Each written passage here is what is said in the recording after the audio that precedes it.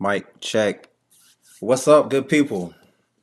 We are live on YouTube. What's going on, y'all? Mike Andrews, Ideal Barber checking in. Man, it's been a while since I've been on YouTube. But we gonna have a good time tonight. I got some great content to share with you. I'm looking forward to this conversation, continuing this conversation of the science of barbering. This is gonna be really dope. Looking forward to sharing some gems. Number one, to number two, hopefully answering some questions when it comes to the mindset of barbering, because I think a lot of times barbers get stuck with the with the physical skill of barbering, right? Like sometimes we feel like the more we do, the more work we put in, the more tutorials that we watch, right? That somehow that'll equate to us getting better, and it doesn't work like that. And I figured this out probably about 27, about 8 years ago, right? About 8 years ago, 2018, 2017, 2018 is when I started to figure out that the next level for me wasn't going to be because I worked harder behind putting a dope haircut on somebody's head. All right, I had the epiphany that there's more to this game, and I'm looking forward to sharing with you tonight what's going on and how to really look at barbering a different way. I have this video that I recorded the other day, and I'll pull it up right here. I'm just going to pause it real quick because this is a major part of the conversation, but it is not the main part of the conversation. So we're going to stick here and talk about, first of all, the first three parts. One, two, three. The first three parts of the series, The Science of Barbering. And I have some notes here because, I like to make sure I'm succinct, that I'm on point, that I'm not wasting anybody's time. So when it comes to The Science of Barbering, if I don't know if you've been following me or not on Instagram, but part one was more so just breaking down what does that even mean, right? When somebody says barbering is a science, when I say barbering is a science, what does that even mean? Well, for me, it's really contrasting that with thinking about the math of barbering, because most barbers think that math is a haircut equation, like you do step A, then step B, and then you get result C. And we talked about that in the first video on Instagram, but barbering doesn't work like that. And more specifically, within this video right here, fading doesn't work like that.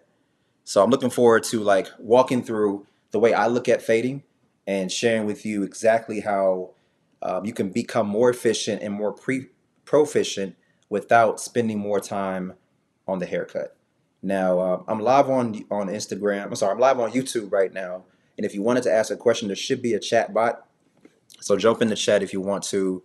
And yeah, let's have this conversation. But I want to make sure it's structured. So part one, that was the basis, was really breaking down that growth isn't I do more, I get more. Growth is really I have to observe what I'm doing, right? I have to test what I'm doing because I'm making observations, like you see in this video. Because I'm making observations, I have to test what I need to be doing next. Lastly, is I have to adjust. I have to make adjustments. And so this is a really raw video. Actually, this is my ADHD kicking in right here as I show a video, a quick picture that my son drew for me the other day. He's really into Pokemon right now, but the science of barbering is really about paying attention to what you're doing. And you can go to any hair show and sign up for a tutorial class. I'm going to pause this right now because this is an important part. You can go to any hair show and watch any tutorial online on Instagram, on YouTube, that breaks down how to do a haircut. But what you typically won't get a chance to understand is the way that barber is really thinking through the processes that they're doing. And I close my eyes when I say that because it's really a mental game. You can watch all the tutorials you want, and you can cut hair for 30 years. I know some barbers that's been cutting way longer than me, and I'm 15 years in the game. And they can't quite match, number one, my quality or my efficiency, because they really haven't been paying attention. That's why I say barbering is a science, because you have to pay attention to every section. You have to pay attention to every stroke that you make. Pause. Because it's important. As you're flipping your wrist, every step is highly important when it comes to what I can do next time to make this more efficient and more proficient. Right? I'm going to keep coming back to those two things because when it comes to cutting hair, I like to consider myself a barber nerd. And the two main things that you need to be thinking about when it comes to cutting hair is how can I increase my proficiency, also known as how do I get better, more skilled with what I'm doing, right? Higher quality blend, blurrier fade, right? How do I become more proficient? And number two, how do I get more efficient for the work that I'm doing, right? How do I become faster? How do I get through these same steps but work them faster? Okay. And this is the part of barbering that I have to congratulate you if you're watching this right now, because this is the part of barbering that 95% of barbers will never get to this point, right? To be able to sit down and to take the time to like tactically break down the steps that it takes to execute on a more efficient and more proficient haircut is rare. And so I know that I've been doing something unique because I have been obsessed over the years on improving my craft. And the wild part about this that you may not get or that you may not understand until I break it all the way down is that my obsession didn't lead to me trying to improve my haircuts after a certain point. I think it was around 20, I would say about 2018 when I realized, okay, I think I've kind of reached my ceiling as far as the quality of haircuts that I can do. Not that I can do, I'm sorry, let me rephrase that. The quality of haircuts, I reached the ceiling of the quality of haircuts that my market would reward me for. Let me put it that way. What I mean is, unless your plan is to become an influencer barber on a stage doing hair shows, if that's your trajectory, if that's where you're going and you know it, then yes, you can always work on making your fades blurrier and blurrier. But I spent the first 5 years of my career focusing on how to get it to a high quality. And so what I realized is that people who come to me weekly, sometimes bi-weekly, every other week, I have some clients that come to me twice in a week, right? When it comes to those type of clients, there's only so much they're going to pay me for a haircut. So I say there's a cap to me working on my quality because at the end of the day, my job as a local barber, and if you're watching this, more than likely in your career, you're going to be cutting people that come to you and they live locally. More than likely, you're an average barber, and that's about being dominant in your local area. If that's you, then it's important for you to understand that it's not just about how crazy the blend that you can do on your client. It's not just about charging the most highest price that you can charge. You have to really customize your services and what you do to the people that serve you that live in about a 5 to 10 mile radius around your barbershop. All right. So what I realized back in 2018 was for the type of quality that I was putting out and for the local area that I was in, I'm in Atlanta, Georgia, that it was important for me to stop focusing on just the external layer of value, meaning just the quality of haircut, and think about, man, what else can I bring to the table? What else can I bring to my clients outside of just blurry fades? What else can I bring to them? Okay. So let me get back on track because that was a tangent, but I want to make sure I shared that gem because I don't want you to spend years in the game, especially if you have people like me out there who are willing to share with you the real behind barbering, the real lessons behind what it takes, as if you're a barber working in my barber shop, right? We all need mentors. Even if you've been cutting for 30 years, you still need a mentor. And if you're ever going to follow somebody in our industry or anywhere, if they don't have a mentor, then that's how you know that's a red flag that you should probably try to learn from somebody else. All right. So the first video in the series was breaking down what I just mentioned, which is how barbering is a science and you have to observe, right? You have to test your observations and your hypothesis, and then you have to adjust. If you're not adjusting, if you're just doing the same thing over and over and over again, you're not getting any better. You know, it doesn't make you a great barber because you've been cutting for 30 years. It doesn't make you great. That's just the reality. It just means you've been putting hair on the floor for 30 straight years. All right. What makes you great is showing improvement year after year after year, really haircut after haircut. So what I'm going to be sharing with you here with this particular tutorial, and it's just a 5 minute video. And I decided just to do 5 minutes because I just wanted to blend one side of his head.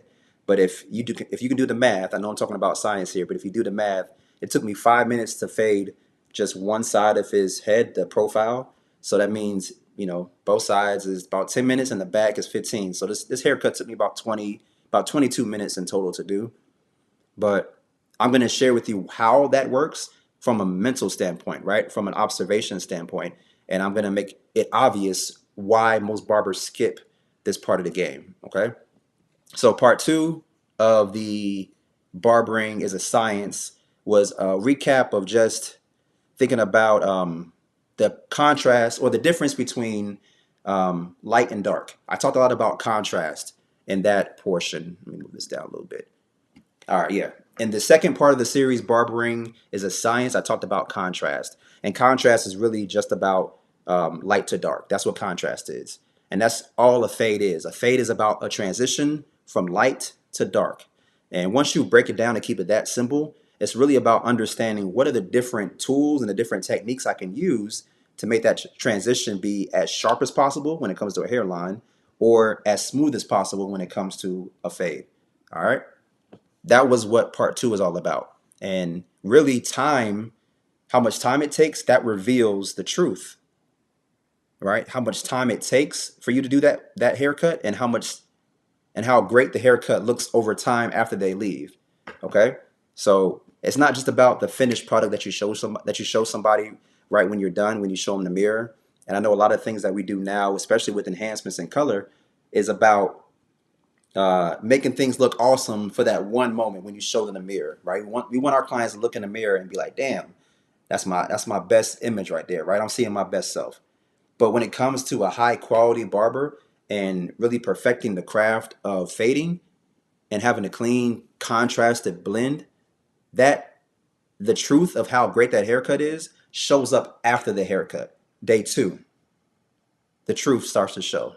Day three, right? As that hair starts to grow back in, as that fade starts to come back and to be more even, the way it grows back, that shares the truth about how much intention you put behind that process. And again, it doesn't mean that you have to take all day to do it. All right. And then part three of the Barbering is a Science series, I talked about how clients don't return just based off of personality, and how really that part of Barbering is a Science was more about the difference between uh, personality, being more personable, right? I'm going to break that down because I don't want you to think that you can't be a friendly person as a barber behind the chair. But there's a difference between personality and structure, right? Between trying your best to befriend every client and also on the other side, trying your best to provide a service to somebody who's looking for a transaction. I hope you guys have been in the game long enough to understand that as a barber, you are a service provider first. It is not our job to build friendships. Retention, getting clients to come back, is about fit. It's about service. It's about alignment, right? And the way that you need to think about this is I am of service to this customer. So I have to make sure I stay in their mind as the perfect service provider, not Mike is a great friend first. And then, yeah, I actually happen to pay him for my haircuts. That's the wrong approach. And that's what ends up happening when a lot of barbers think about the craft as somehow being too friendly. Or let me see how I can phrase that differently. Um, Clients don't return based off of personality alone, right? I think personality is a part of it, but it's not the main part. They return because the service fits their life. And the more you can put yourself in the position of a guide, right? You are a guide to your clients. You're not their friend first. You're not even what's the word to think about it? What's another way to say it? You're not a friend. You're not. Let's just stick there. We'll just stick there. You're not a friend to your clients first. You are about a service provider. Your main goal is to remain a service provider and a guide. And a lot of times on social media, we position ourselves as a hero when it comes to doing work like this, right? We say, "Hey, I'm the best fader in Atlanta. I won X and XYZ competition at this certain barber expo," and you have all these trophies. Or you may push your content out there like I'm the dopest barber out there, but you're attracting the wrong client if you position yourself like that. So I'm going to talk through that as well in a later episode. But you have to remember that you are a service provider first, and you are a guide to your clients. You have to remain in that position of being a guide, not the hero, but you're the one helping them out. They are the hero, you are the guide. All right, and that was part three. And this one is part four. This is where I'm going to bridge all those different concepts together. And I needed to do a longer version on YouTube so you guys can understand what I got going on, and excuse me, and why this is effective.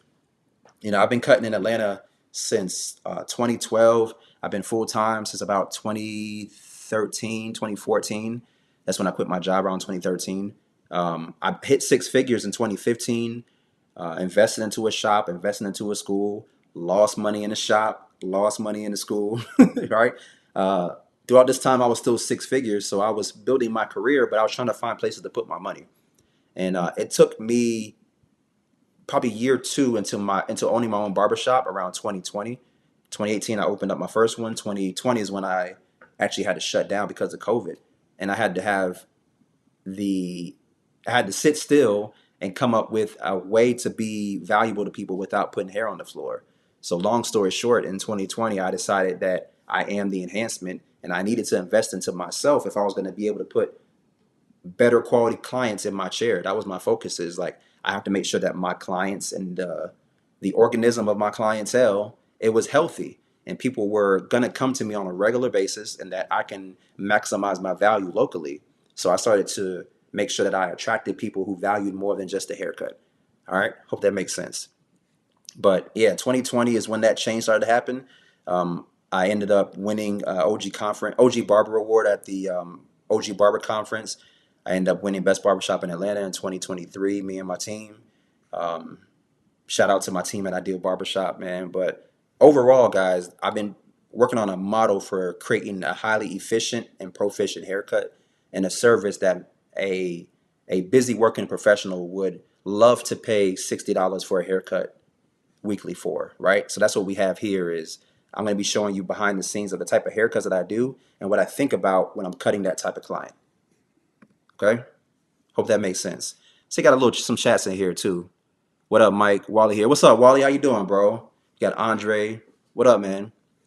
So if y'all have any questions, please just jump in and drop them in there.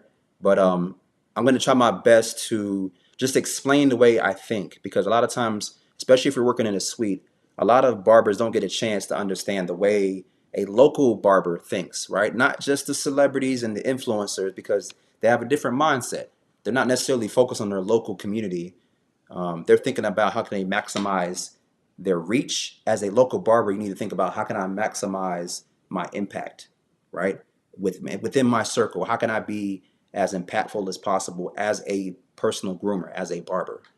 Okay, so that's what I'm going to be talking about with this particular this haircut that I'm going to show, this 5 minute blend that I did. And yeah, I want you to focus on this one because this is really about the scientific method. And no, I'm not a barber who has all these different degrees and all that, y'all. I've spent the last few years obsessed with my craft, and that extends beyond the quality of the haircut. So what you're getting now is a piece of that obsession, and hopefully you guys can understand how it can help you skip years of trial and error in the barbershop. All right, what we have right here. Let's see. Andre says, "Do I have part 1 through 3 posted?" Yeah, parts 1 through 3 are posted on Instagram. So if you're here on YouTube, they are not posted here. I'll work on putting them as a short if I can. But after I finish this live, go back over to Instagram and you can see parts 1 through 3. I don't know if they'll work as a short because it's not a short video.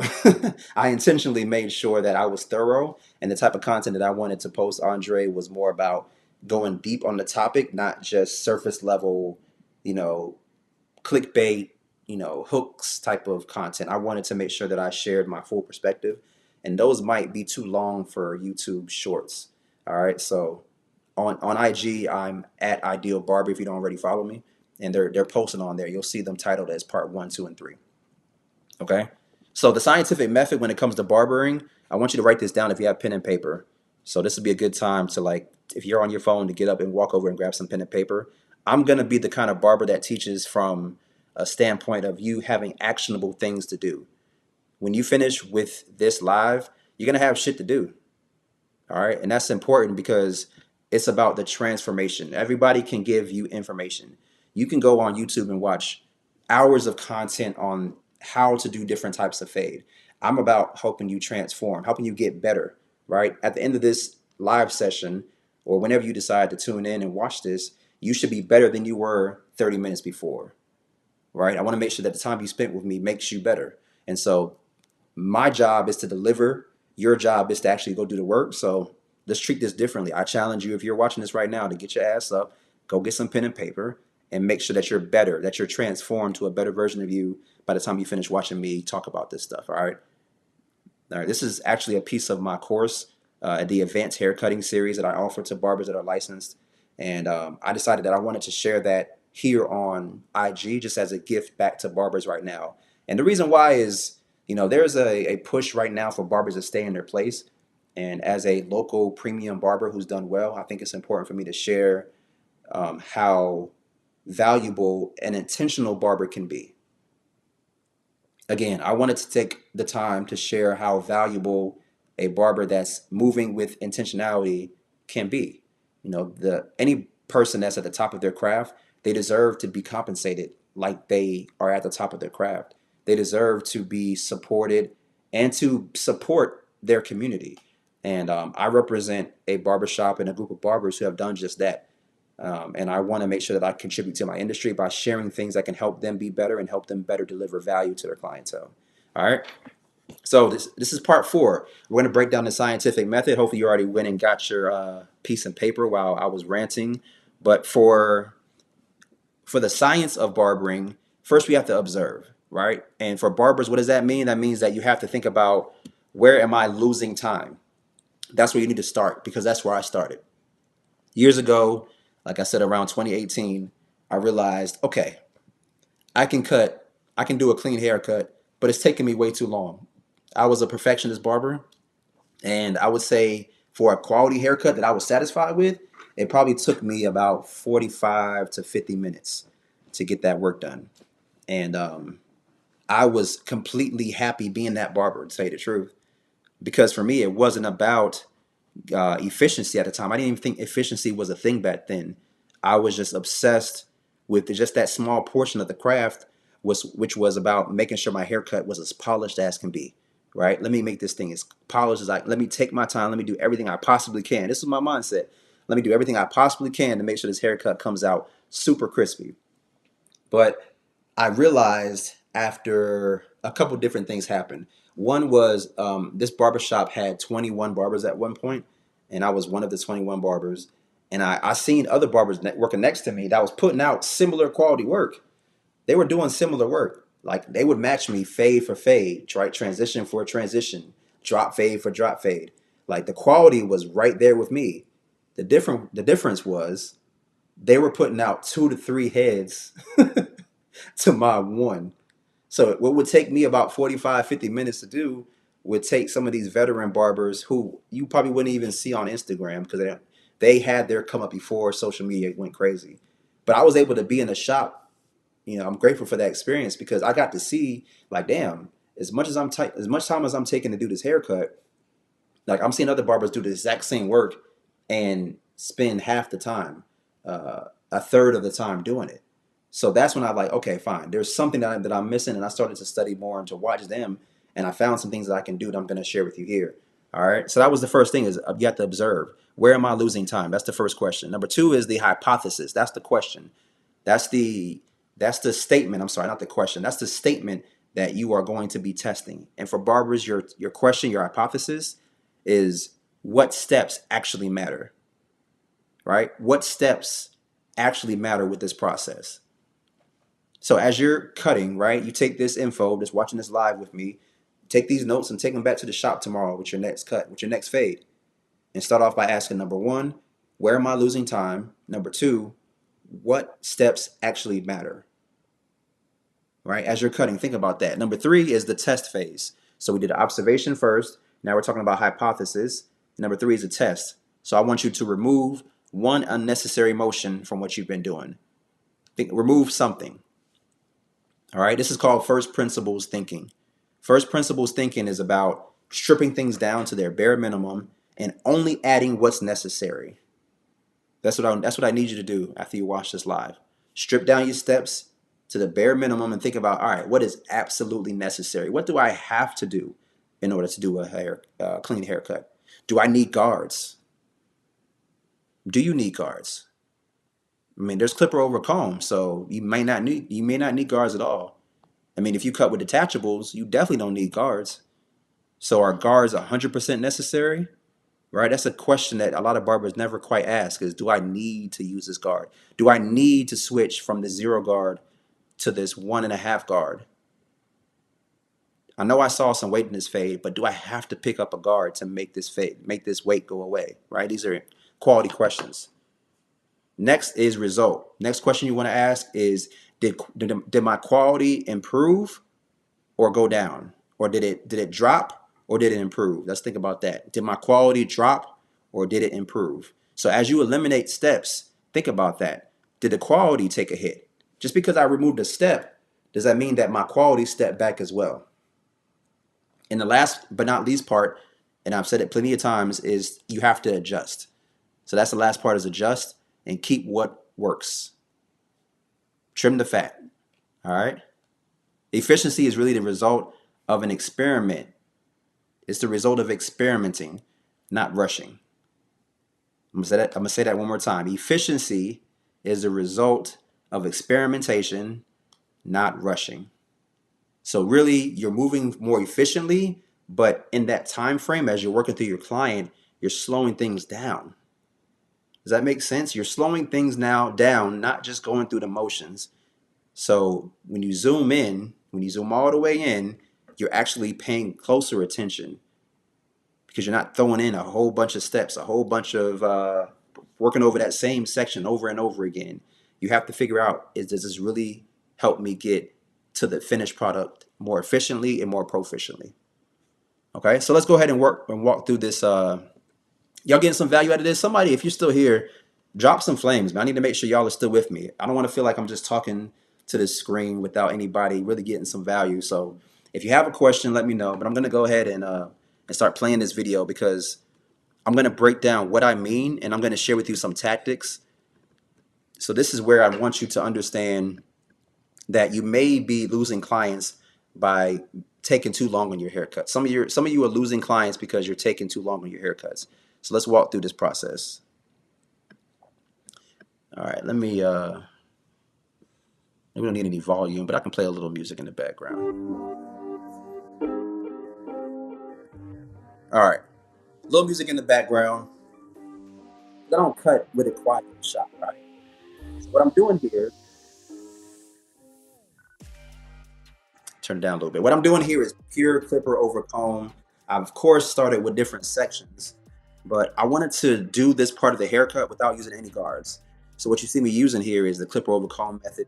This is a DuPont comb. I've been using DuPont combs for the past, I would say, 15 years. I have a set of combs that I constantly wash and sanitize. I've been using the same pair of combs for those probably like 10 of those 15 years. These combs work and they last for a long time. They're called DuPont combs. Are they the perfect comb for clipper over comb? No, but they're the most versatile for me, right? They're the combs that I can use for this process. As you see me here, see if I can zoom in. Let me know if y'all want me to get a little closer with this video. I can zoom in some more. But yeah, these combs work best for me because I can use each side. I can use the side that has more wide teeth, or I can go back down and flip it over to the side that has more condensed teeth on it. But for me, I like to go through my processes first by trying to eliminate guards. If I don't need a guard, I'm not going to pick it up. So what you notice here is that every movement is intentional. That's one thing you should be seeing here. That I'm not wasting motion. I'm not wasting steps. I'm attacking each section. I'm attacking each line, and I'm going through it, flicking my wrist, and I'm moving from point one to point two, from step A to step B, and I'm intentionally trying to make something happen. All right. You have to trust your guards. Number one, you have to trust your wrist. Number two, and you have to trust that when I make mistakes, I'm going to learn from them. That's what has me grow fast as a barber. What had me growing fast as a barber was understanding that mistakes equal success for barbers. If you're paying attention to what you're doing, you will make a mistake, but you will learn from it faster than a barber that's scared to make mistakes. Okay? So I went in to this blend trusting that my blade was going to do what it's supposed to do. And if it didn't, I know I have certain tools to help me get out of these quote unquote mistakes. So clipper over comb was what I was doing now. You might be asking what's the angle. I do have a comb.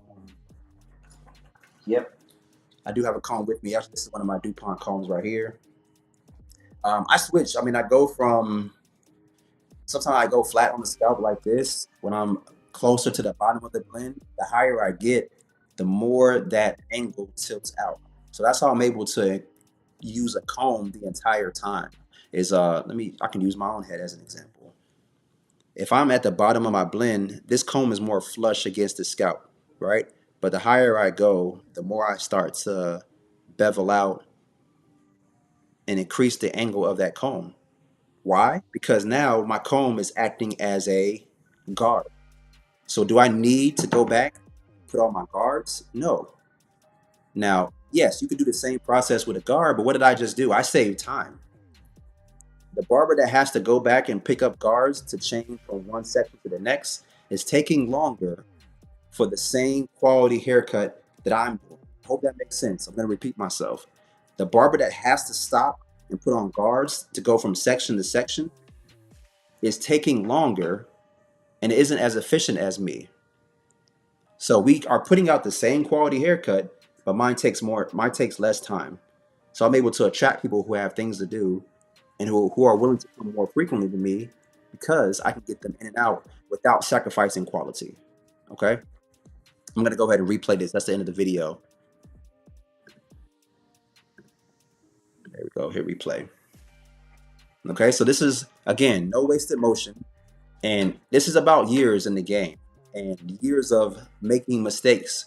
So if you're new, if you're watching this, and you're new to barbering, mastery isn't about being in the game for 30 years. Mastery is about focused effort, right? So the faster I can get you to make your efforts happen quickly and focus on what you're doing and to make enough mistakes that you learn fast, this is going to happen for you way quicker than it did for me. All right. So the important thing for me to clarify is that this isn't for every single client. Not every client can appreciate a more efficient haircut. Not every haircut can you do this same type of process, right? Let me turn this back down. There we go. Y'all getting some value out of this? Let me just to make sure, because I'm gonna hype myself up. If y'all ain't gonna do it, I'm gonna do it for my damn self, right? If you don't know how valuable this is, I wish I had a barber with years in the game who had enough intentionality to teach somebody what they're doing, sharing with me the behind the scenes and the mentality of how to think about doing a haircut. Of course, you can watch fade tutorials all over the place on YouTube, but to understand the thought process, how to think through being more efficient, being more proficient, that's rare, and I want to make sure that you take the time to actually go do the work again. So again, this process is me showing clipper over comb. As I'm at the bottom of that blend, I'm starting close, and as I get up higher, I start to bevel out that fade, that comb more.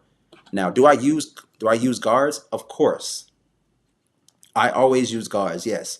But when it comes to me getting somebody done and in and out the chair, I don't need to use a guard. My comb can be a guard. There's ways that you can hold your tripper. There's ways that you can hold your clipper and use your finger and where you place your finger as a guard. Because all a plastic guard is really doing is giving more space between the edge of the blade and the scalp.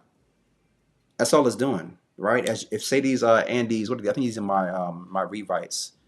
No, I'm sorry. These are the Recons, I believe. Whatever they're called. They're Andes pair of clippers and they're dope, right? But they just have a lever on the side. So with that lever, that's just creating more space between the cutting blade and the steel blade, the flat blade on the back. All right. So you can get real technical. You can go back to your book if you want to, but really it's truly about understanding how do I increase or decrease the contrast in this fade. As you get closer to the hairline, you want more contrast. I'm sorry, you want less contrast. You want things to be more compact because the more compact something is close to the hairline, the more contrast you'll see and the more the hairline will pop out. Okay? So no wasted motion. And this is for the type of client who wants to get in and out. Some people value their time, not because they want you to take your time, but because they want to get in and out. They value their time. Hope you follow me here. A lot of clients want you to take your time and to spend all day on their head. You don't have to cut those clients. Just to be clear, If somebody wants you to take an hour on their haircut because you charge $50, I don't think that's the ideal client. I want the type of client who values their time, and that means that they're gonna what? Show up on time, right? They're gonna probably challenge you and hold you accountable for you running late, which is healthy as a business owner and as an entrepreneur, which is what you are. And number three, they're willing to pay you for being efficient, and that's what we're talking about here. It's not just doing high quality, but doing high quality in the most efficient way possible. Okay. So yeah, man, time, that's the pressure that isn't supposed to make you sloppy. It just shows you where you still need improvement. All right. When you have time as a constraint, when you can't just spend uh, 45, 50 minutes on a haircut, it makes you better because it makes you focus more. You have less time to play around and you actually have to focus on what you're doing. All right. So again, speed does not mean less quality. Speed does not mean that you're rushing. If you look outside of the industry of barbering, speed it really signals that something is more valuable. Speed signals that something is more valuable. Think about it like a flight. It's because flying from point A to point B is a service. Catching a flight, you're paying for a service. So let's say that you have a flight from like Atlanta to LA, right? Just because you're on a flight doesn't mean that the longer it takes, somehow that makes it more expensive or more valuable, right? Imagine that. Because you can walk from Atlanta to LA. You can ride a bike, you can drive a car from Atlanta to LA, you can hop on a train. Over time, things have gotten faster as far as technology, right? What clippers cost more? Or let's here's an example. Which clipper would cost more? One that cuts hair manually, where you have to squeeze the handle to make the blades come across each other. Would that one cost more than one that has 10,000 RPM? Of course not, right? So when you zoom outside the industry, you start to realize that, let me take this off the screen. You start to realize that speed doesn't mean that it's that you have more care, that you're just because you're taking your time and you're slowing down every process doesn't mean it means more valuable, right? I want barbers to get out of that mindset to thinking that just because I'm going really slow, this person means that I'm being more intentional. Back to the flight analogy, the faster you can get from LA to Atlanta, the faster that flight is, the more expensive that is. That doesn't mean that the service on that flight is worse. It doesn't mean that you're not getting your on-flight meals, that you're not having access to the bathroom, right? It's just saying I get you from point A to point B faster, and that's the way I think about barbering as a science. Is that I'm not here to entertain somebody, not in my chair for the experience of me having a performance, right? I think that's just surface level, right? There is an art to barbering, yes, but if you're going to make this a career that you can feed your family off of, you have to think about it as a science, and you have to think about how can I make sure that I'm efficient without sacrificing quality. How can I make sure that I'm efficient without sacrificing quality? All right. Some clients, again, want you to take your time, and some clients want you to value their time. Some clients, again, want you to take your time. Other clients want you to value their time. If you can put out the same quality in a third of the time, if I can cut to you, if I can cut your clients half as fast as you with the same quality or better quality, I'm more valuable than you. All right. And that's just the reality. Now, why? Because a client can come to me, back to the flight analogy, a client can come to me if they are about to catch a flight. So just to give y'all a real life example, just last week I had a client who, it's Denise. It wasn't Denise, but I have a bunch of clients who come to me, probably Ty. I have a bunch of clients who come to me right before they're about to catch a flight. Now, there's not a lot of barbers that you can trust. Hopefully you are one of those, but if you're not, you're pretty average because there's not a lot of barbers in a local area who a client can trust to come to right before they have a flight to catch. Why? Because sometimes barbers feel like I have to justify this price point by taking my time. And if I'm a busy executive, with the flight to catch, the quality of the haircut is not my number one priority. What you say down here? What's this? Will says, ideal flying first class. Hey man, that's the experience. That's the experience that I want my clients to have when they sit in my chair. I want them to feel as if they're flying first class. I want them to know that they're getting from point A to point B with speed and with proficiency. I said this before in a course that I gave out. I was talking about what was this? It was called Being Incomparable. That was the name of this lesson that I was teaching. And I like to see my brand at Ideal Barbers as the Ferrari of the hair industry, of barbershops. We are the Ferrari, meaning that this experience will be quality, high quality, but we're going to be moving with efficiency at the same time, right? You can easily just have a, let's just call it a, what's the name of that car? That's a Flying Spur Rolls Royce. I think that's the name of it. But it's a car that's not meant to go fast. Yeah, it has a powerful engine, but it's not really meant for that. It's meant for like slow. I'm gonna get from point A to point B. I'm gonna take my time. I want my shop to feel like the Ferrari. It's still gonna be high quality, right? But these engines are built for speed. And no, we're not the fastest. We're not the McLarens. We're not Formula One racers. We're not on that level. But we can move fast, and we're not going to sacrifice quality. So yeah, first class kind of fits the brand. All right. But yeah, when it comes to the ideal client, just to wrap up this live, people who value high quality barbers, who value premium services, they pay for predictability, not just quality. They pay for efficiency, not just quality, right? They pay for reduced friction too, not just quality. When things are easy for them to book, when you're more efficient and they can count on you to get them in and out because they have a meeting to go to, and when you can be more predictable to them, where you're not just changing your schedule from week to week, that's what people pay for, y'all. Because this is a service industry. Yeah, I mean, to translate it to barbering, some clients want you to take your time, others want you to give them their time back. All right. So make sure you write this down. Write down slower does not mean better. Again, slower does not mean better. Also write down efficiency equals clarity. Where you're not just slowly going through the motions and going over the same section over and over and over again.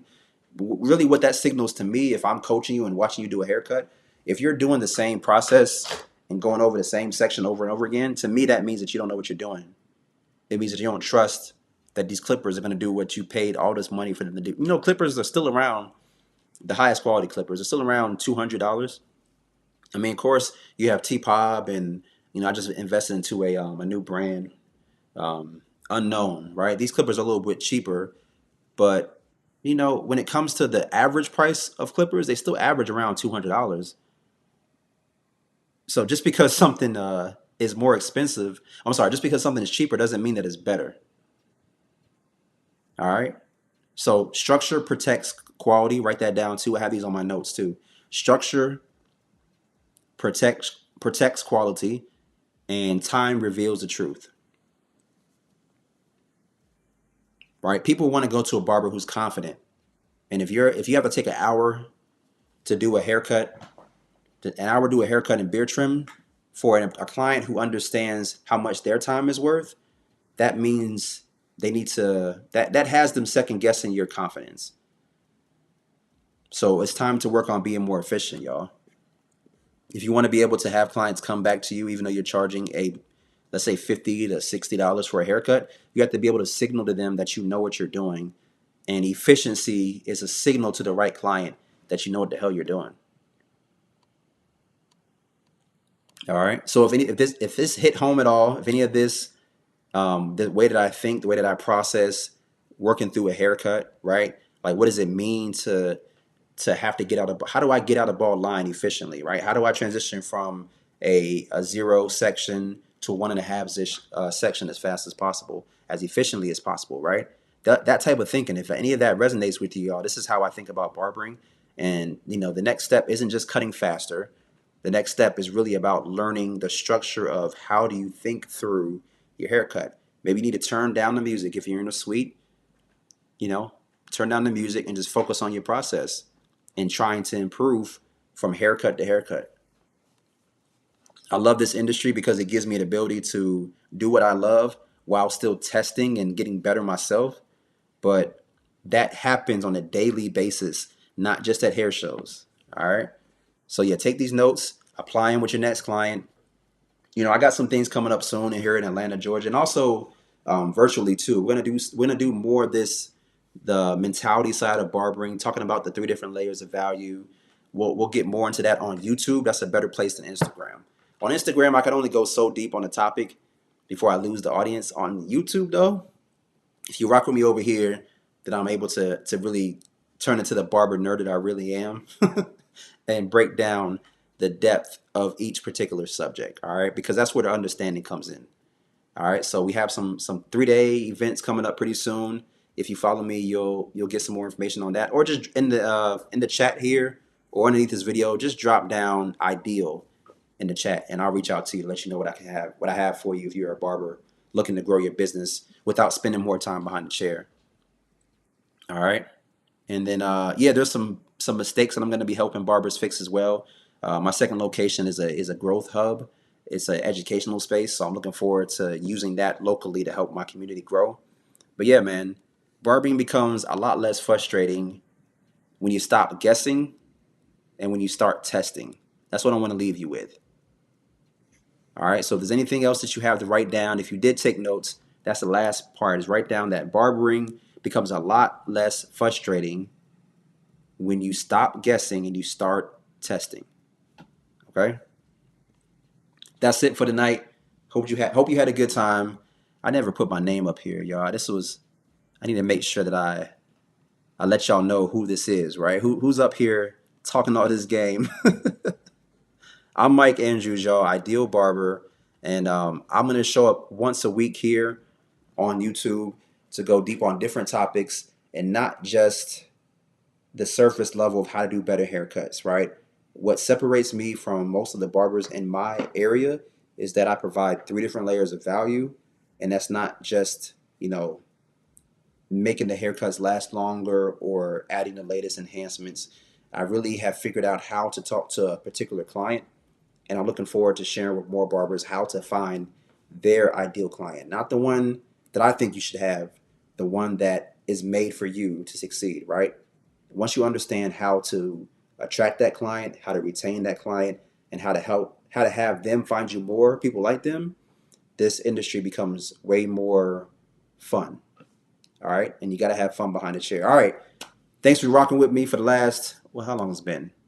Oh yeah, 50 minutes, and I'll check in with y'all later. Again, Mike Andrews here. Blessed to have this opportunity. I'm grateful to be able to talk to you and to give you game. The way I approach this lesson, every lesson, as if I'm talking to myself 5, 10 years ago. So thanks for being with me. And yeah, we'll check in later. All right. Cool. Peace.